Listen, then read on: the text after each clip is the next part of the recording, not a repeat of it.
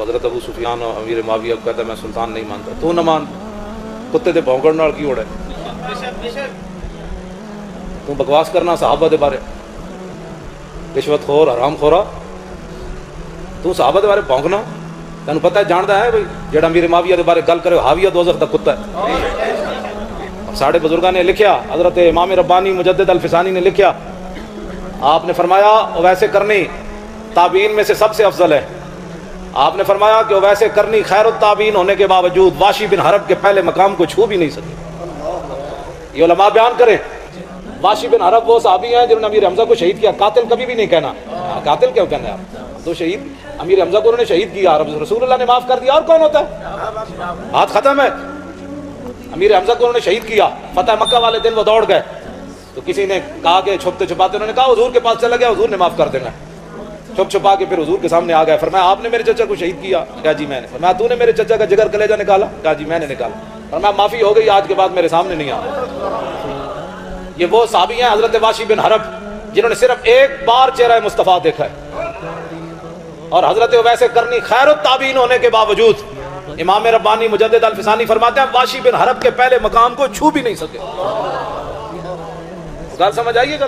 اور عبداللہ بن مبارک سے کسی نے پوچھا، انہوں نے کہا کہ امیر معاویہ افضل ہے یا عمر بن عبدالعزیز؟ عمر بن عبدالعزیز اہل سنت کے نزدیک پانچویں خلیفہ راشد ہے، یہ ہماری عقائد کی کتابوں میں لکھا ہے، پانچویں خلیفہ راشد ہیں، ان کے دور میں حضرت عمر کا دور واپس آ گیا، لیکن اس کے باوجود عبداللہ بن مبارک سے کسی نے پوچھا امیر معاویہ افضل ہے یا عمر بن عبدالعزیز؟ تو آپ نے فرمایا حضرت امیر معاویہ نے جو حضور کے ساتھ جہاد کیا، جس گھوڑے کے اوپر سوار ہوئے، اس گھوڑے کے ناک کے اندر جو مٹی داخل ہوئی نا، عمر بن عبدالعزیز تو اس کے مقابلہ بھی نہیں کر سکتے۔ لہٰذا ان کو سکون سے رات گزارنے دیں، اور صبح کو وہ کائنات کا سب سے بڑا فاتح اعظم سفید پرچم لے کے مکے میں داخل ہو، جو اس دور میں امن کی علامت تھا، اور مکہ میں داخل ہوتے ہی اپنے لشکر والوں کو کہہ دیا تلواریں نیاموں میں رہنی چاہیے، نیزے آپ کے اندر ہونے چاہیے، گھوڑا آپ نے دوڑانا نہیں ہے، اونچی آواز میں آپ نے بولنا نہیں ہے، کسی کا دروازہ آپ نے توڑنا نہیں ہے، انتہائی عزت و احترام کے ساتھ مکہ کی گلیوں سے گزرو، کیونکہ یہ مکہ والوں کا شہر نہیں، میرے باپ دادا کا شہر، یہ ہاشم کا شہر ہے، یہ عبد مناف کا شہر ہے، یہ عبد المطلب کا شہر ہے، یہ ابو طالب کا شہر ہے۔ لہٰذا اپنے آبائی وطن میں کچھ بھی ایسا نہیں ہونے دوں گا، اور مکہ کے مرکزی چوک میں جا کے اعلان کر دو کہ آج سب کے لیے معافی کا دن ہے، آج کسی سے کوئی بدلہ نہیں لیا جائے گا، آج کسی کو کچھ نہیں کہا جائے گا، بڑے آرام سکون سے جیسے اپنی معمولات زندگی ہیں ویسے گزارو۔ رحمت للعالمین نے دربار سجا لیا، رسول بیٹھ گئے۔ اب مکہ والوں کی اکثریت خوف کی وجہ سے اور ایک اقلیت نبی کے اس اخلاقی کردار کی وجہ سے دربار رسالت میں پیش ہوئی۔ لفظ سمجھیے گا، اکثریت جو تھی وہ خوف کی وجہ سے، اقلیت محبت کی وجہ سے رسول کے دربار میں آئی۔ اب ساتھ کھڑے ہوئے غلام تعارف کروا رہے تھے، جب کوئی سامنے کھڑا گیا، یا رسول اللہ یہ وہ ہے جو آپ کے خلاف نازیبا اشعار کرتا تھا، اسے معاف کرو۔ یا رسول اللہ یہ وہ ہے جس نے پہلی بار آپ کے رستے میں کانٹے بچھائے تھے، اچھا چلے اسے بھی معاف کرو۔ یا رسول اللہ یہ وہ ہے جس نے مسجد میں آ کے جب آپ نماز پڑھ رہے تھے تو آپ کے اوپر گندگی پھینکی تھی، اچھا چلے اسے بھی معاف کر دو۔ یہ وہ ہے جو شیب ابی طالب میں آپ کے پیچھے جا رہا تھا، اچھا اسے بھی معاف کر دو۔ صبح سے لے کے شام تک رحمت عالمین مسکرا کے معاف کرو، اسے بھی معاف کرو، اسے بھی، جاؤ میں نے تمہیں معاف کیا، جاؤ میں نے تمہیں معاف کیا، جاؤ میں، یہ صدا مسلسل گونج رہی تھی، جاؤ میں نے تمہیں معاف کیا، جا میں نے تمہیں معاف کیا، جا میں نے تمہیں معاف کیا۔ جب مکہ کی گلیوں میں یہ بات پھیل گئی، وہ تو کسی کو کچھ بھی نہیں کہہ رہا، سزا دے ہی نہیں رہا، وہ تو معاف میں معاف کیا، جا میں نے تجھے معاف کیا، جا میں نے تمہیں۔ شام کے وقت مکے کا ایک سردار، نام اس کا ابو سفیان ہے، وہ رحمت للعالمین کی بارگاہ میں پیش ہوا، اور بارگاہ رسالت میں جب آیا تو اب اس کے ذہن میں بھی یہ تھا یہ مجھے بھی کہہ دے گا جا میں نے تجھے معاف کیا۔ جو ہی رسول کا اور اسلام کا سب سے بڑا دشمن نبی کی آنکھوں کے سامنے آیا، لوگوں نے کہا یا رسول اللہ یہ بھی معافی کا درخواست گزار ہے۔ اب رحمت للعالمین کے اہل سنت شیعہ تواریخ کا میں ضامن، رسالت باب نے اس کی طرف یوں دیکھا، اب چہرے پہ مسکراہٹ نہیں آئی، اب رحمت کے چہرے پہ جلال چمکا، اور کہتے جا میں نے تجھے آزاد کیا۔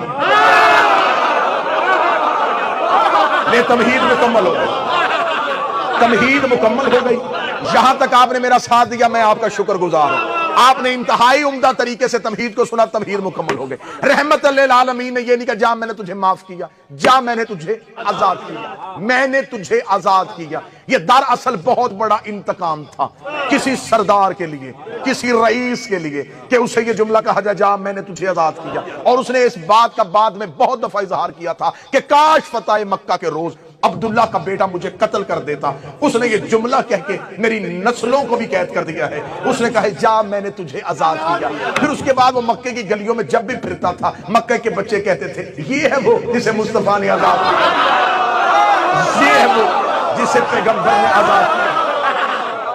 مکہ اس کے لیے رہنا قیامت ہو گیا۔ رحمت للعالمین واپس پلٹ کے مدینے آ گئے۔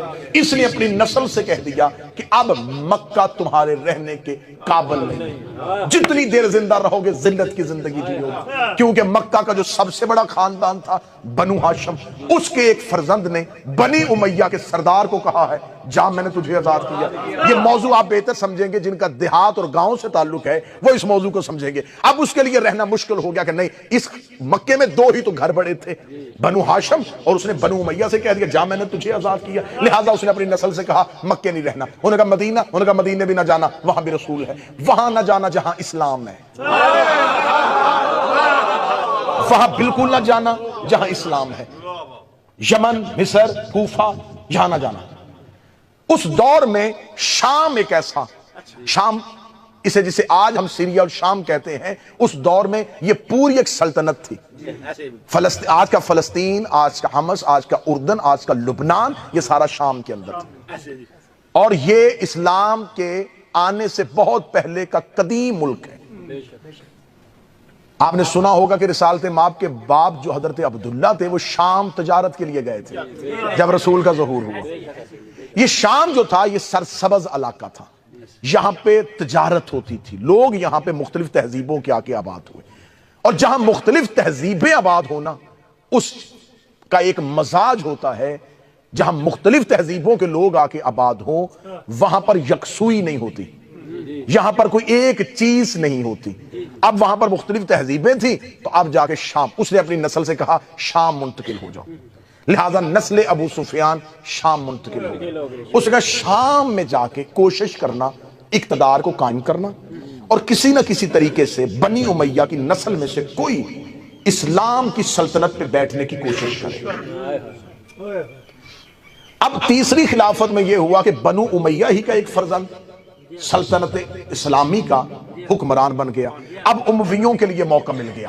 اب میں بہتر طریقے سے موضوع آپ کے سامنے پڑھوں گا۔ شام آباد ہو چکی تھی، شام امویوں کے ہاتھ میں آ گیا تھا، لیکن باپ نے وصیت کی تھی ابو سفیان نے کہ اگر میں مر جاؤں اور میرے بعد تمہارے ہاتھ میں حکومت آئے، تمہارے ہاتھ میں اقتدار آئے، جیسے بنی ہاشم نے مجھے مکہ میں یہ کہا تھا جا میں نے تجھے آزاد کیا، نسل مصطفیٰ میں سے کسی ایک کو قیدی بنا کے سامنے کھڑا کرنا۔ میں فضائل پڑھ رہا ہوں، اور کہنا کہ جا میں نے تجھے آزاد کیا، تاکہ میرا بدلہ پورا ہو سکے، اس ذلت کا بدلہ اتر چکے کسی طریقے سے، کیونکہ عربوں میں کینہ بغض نسلوں میں چلتا تھا۔ یہ نسلوں کو بغض دے کے جاتے تھے، یہ ورثے میں بغض دے کے جاتے تھے۔ باپ نے کہا میری قبر پہ نہ آنا جب تک ہاشمیوں سے یہ بدلہ نہ لے لو۔ آخر ہاشمیوں نے پورا زور لگایا، ایڑی چوٹی کا زور لگایا، شام میں اپنا تسلط قائم کیا، شام نے اپنی حکمرانی قائم کی، مدینہ کے مرکز حکومت میں امویوں کا حکمران آ گیا۔ اب انہوں نے کوشش کی مدینہ بھی ہمارے پاس آ گیا، شام بھی ہمارے پاس آ گیا، اب ہم آل رسول کو، اہل بیت کو کوئی چیلنج کرتے ہیں۔ انہوں نے امیر المومنین کے دور حکومت میں بڑی کوشش کی کہ علی کو کسی طریقے سے شام لے کے آئیں، لیکن امیر المومنین کوفہ پہنچے، کبھی جمل میں انہیں شکست دی، کبھی صفین میں انہیں شکست دی، کبھی نہروان میں انہیں شکست دی۔ دور امیر المومنین گزر گیا، یہ علی سے وہ بدلہ نہ لے سکے۔ پھر آ گیا امام حسن کا دور، انہوں نے کہا ہم حسن کو شام لے کے آئیں گے۔ میرے مولا حسن نے ایک معاہدہ لکھ کے ان کی سازش کو وہی ختم کر دیا۔ ادھر آ گیا مولا حسین کا دور، ادھر معاویہ بن ابو سفیان مر گیا۔ یزید نے تخت پہ بیٹھتے ہوئے کہا میرے دادے کی وصیت تھی، میرے باپ کی حسرت تھی، نہ دادے کی وصیت ابھی تک پوری ہوئی، نہ باپ کی حسرت پوری ہوئی، 70 سال ہو گئے ہیں ہم انضمام میں اقتدار کو سنبھالے ہوئے، اب میں کوئی دیر نہیں کروں گا، اب میں ہاشمیوں سے بدلہ لوں گا۔ انہوں نے امام حسین سے بیعت کا مطالبہ کر لیا۔ حسین مکے پہنچے، اس نے حاجیوں کے لباس میں قاتل بھیجے، حسین وہاں سے بھی چل پڑے۔ حسین اس کی سازش کو دیکھتے رہے، حسین کربلا میں آ کے سو گئے۔ اس نے عمر ابن سعد کو یہ پیغام پیغام بھیجا تھا کہ کسی ایک ہاشمیوں کے مرد کو زندہ بچا کے شام لے کے آؤ. تو نے اب ذرا ذہن میں رکھیے گا، میں تاریخ آپ کو سنا رہا ہوں. جن بھیڑیوں نے علی اصغر نہیں چھوڑا انہوں نے سجاد زندہ کیوں رکھا؟ کیونکہ حکم یزید تھا کہ نسل حسین میں سے ایک بیٹا قیدی بنا کے شام لے کے آؤ تاکہ میں باپ کی وصیت دادے کی وصیت پوری کر سکوں. ادھر سید الساجدین کربلا سے، میں فضائل پڑھ رہا ہوں، کربلا سے چل پڑے. جیسے جیسے یہ قافلہ توحید شام کے قریب جا رہا تھا، یزید کے اندر کی حسرت جاگ رہی تھی. اب میں بدلہ لوں گا وہ 70 سال پہلے، وہ جو فتح مکہ کا بدلہ تھا، وہ جو باپ کی حسرت تھی، وہ جو دادے کی حسرت تھی. اس نے پورا شہر سجا لیا، اس نے روثہ بلا لیے، اس نے حکمران بنا لیے، تاکہ پھر مکے والوں نے صرف ہماری ذلت دیکھی تھی. اب جب میں ہاشمیوں سے بدلہ لوں گا صرف شام نہ دیکھے، مصر بھی دیکھے، یمن بھی دیکھے، اردن بھی دیکھے، کوفہ بھی دیکھے، مکے بھی دیکھے، مدینے کے لوگ بھی دیکھے. اس نے پورا شہر سجا لیا، پورا شہر خالی کروا دیا. آج ہم نے لینا ہے وہ مکے والی شکست کا بدلہ. قافلہ توحید شام کی طرف بڑھتا جا رہا تھا، یہ لوگ اکٹھے کرتا جا رہا تھا، دربار سجاتے جا رہا تھا. آج 70 سال کے بعد بنی امیہ کی جیت کا اعلان ہونا تھا، آج بنی امیہ کی فتح کا اعلان ہونا تھا. ان کو قیدی بنا کے لے کے آیا جا رہا تھا. جیسے ہی سید الساجدین کا قافلہ بازار شام سے گزرتا ہوا دربار کی جانب بڑھا، اس نے اپنا بہت اونچا تخت لگایا، اس تخت پہ جا کے بیٹھا. اس نے اپنے سر پہ اپنے دادے ابو سفیان والی پگڑی رکھی، اس نے گلے میں سونے کا ہار پہنا، اس نے اپنے پورے شاہانہ پروٹوکول کے ساتھ دربار میں بیٹھ کے کہا اب میں وہی فتح مکہ والا بدلہ لوں گا. ادھر سید الساجدین کا پہلا قدم دربار کے اندر داخل ہوا. اس نے کہا حسین کے بیٹے کو میرے آگے لے کے آؤ. ادھر سید الساجدین چلتے چلتے 17 سیڑھیاں اس کا تخت تھا، اس کے تخت کے نیچے جا کے سجاد کھڑے ہوئے. جو ہی سجاد کھڑے ہوئے اس نے کہا اب لوں گا بدلہ. اس کے دل میں وہ 70 سال والی حسرت لفظ بن کے جاگتی ہوئی اس کے حلق میں آ گئی. اب اس کے حلق میں جملہ رکا ہوا تھا کہ میں وہی جملہ پلٹاؤں گا، جا میں نے تجھے آزاد کیا، جا میں نے تجھے آزاد کیا. یہ جملہ اس کے حلق سے نکل کے اس کی زبان کی نوک پہ تھا. اس کا پھیپڑا لفظ بنانے کے لیے ابھی ہوا بنا رہا تھا. یہ سجاد کے کاندھے پہ ایک مستور کا ہاتھ آیا. شہزادی نے سجاد کو پیچھے کیا، پیچھے کر کے کہتی یبنا تلکا، اے ہمارے آزاد کردہ غلام.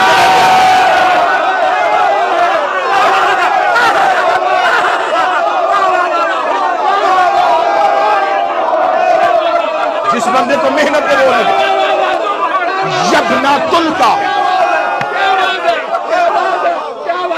یبنا تلکا، اے ہمارے آزاد کردہ غلام کے بیٹے. ذرا اس رنگ سے فضائل سننا، اس رنگ سے فضائل سننا. میں آپ کو سید سجاد اور عالیہ کی فتح سناؤں. تم نے ہزاروں دفعہ ممبر سے سنا فاتح شام، میں بتاؤں فاتح شام بنی کیسے تھی. شہزادی کا یبنۃ الکا، اوے ہمارے آزاد کردہ. یہاں لفظ ذہن میں رکھنا، غلام کی عربی زبان میں بڑے لفظ ہیں. عبد بھی غلام کو کہتے ہیں. جو غلام بکنے کے لیے اور خریدے یہ عبد ہے. جسے عربی زبان میں جسے خریدو اور آزاد کر دو لیکن وہ آزاد ہو کے پھر مرضی سے غلام بنے اسے حر کہتے ہیں. جاؤ جا کے عرب کی لغت اٹھا کے دیکھو. حر اس غلام کو کہتے ہیں جسے کر آزاد دو پھر وہ مرضی سے غلام ہو جائے. تلکا یہ بھی غلام کو کہتے ہیں. تلکا اس سے نکلا ہے طلاق، وہ آزادی جس کے بعد واپسی نہ ہو. بی بی نے جو غلام کا لفظ استعمال کیا وہ کتنا بہترین کا، یبنۃ الکا، اے ہمارے آزاد کردہ غلام کے بیٹے. اب شہر اس نے بلایا تھا، لوگ اس کے اکٹھے کیے ہوئے تھے، مجمع اس کا بلایا ہوا تھا. جو ہی بی بی نے کہا یبنۃ الکا، اوے ہمارے آزاد کردہ غلام کے بیٹے، لوگوں کے کان کھڑے ہوئے. کون کس کو کہہ رہا ہے؟ یہ مستور اسے کہہ رہی ہے. لوگوں نے کہا کون ہے یہ، کس کو کہہ رہی ہے؟ یزید کی طرف دیکھا، اتنے سالوں سے راج کر رہے ہو بتایا ہی نہیں، غلام کے بیٹے ہو.